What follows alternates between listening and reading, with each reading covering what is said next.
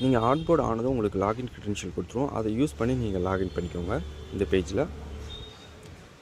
So இதுதான் dashboard. இந்த டேஷ்போர்டில் உங்களுக்கு டுடே எவ்வளோ ஆர்டர் வந்திருக்கு, எவ்வளோ ஆர்டர் ஆக்டிவாக இருக்குது, எவ்வளோ சேல்ஸ் ஆகிருக்கு, ரீசெண்டாக வந்த ஆர்டர் என்ன எல்லாமே பார்த்துக்கலாம். இந்த ஆர்டர்ஸ் அப்படி பற்றில ரெட் ஐக்கான் இருக்கிறது என்னென்னா ரீசெண்டாக வந்த ஆர்டர்ஸ் எல்லாமே காட்டும். ஸோ இந்த இடத்துல கஸ்டமரோட டீட்டெயில்ஸ் அதை நீங்கள் காப்பி பண்ணி ஷிப்பிங் கேஸ் பண்ணிக்கலாம்.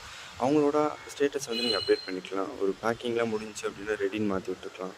ரெடியில் நீங்கள் போய் பார்த்துட்டீங்க, உங்கள்கிட்ட கஸ்டமர்கிட்ட காசுலாம் வாங்கிட்டீங்க அப்படின்னா கம்ப்ளீட்டட்னு மாற்றி விட்டுடலாம்.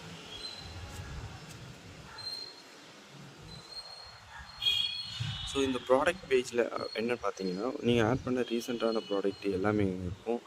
நீங்கள் ப்ராடக்ட் ஆட் பண்ணிக்கலாம், எடிட் பண்ணிக்கலாம், அது இல்லாமல் டெலிட்டும் பண்ணிக்கலாம்.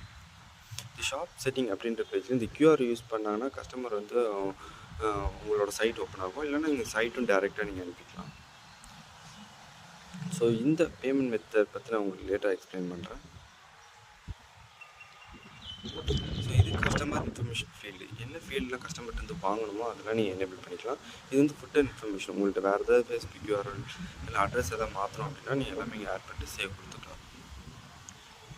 அதுக்கு தான் அனலிட்டிக்ஸ். உங்கள் பேஜ் எத்தனை பேர் பார்த்துருக்காங்க, எவ்வளோ பேர் ஆட் டு கார்ட் கொடுத்துருக்காங்க, என்ன ப்ளேஸ் பண்ணிருக்காங்க, ஸோ எவ்வளோ ரெவென்யூ வந்திருக்கு, எந்த ப்ராடக்ட்லாம் அதிகமாக சேல் ஆகுது, என்ன ப்ராடக்ட் அதிகமாக பார்த்துருக்காங்க அப்படின்ற எல்லா டீட்டெயிலும் இங்கே இருக்கும்.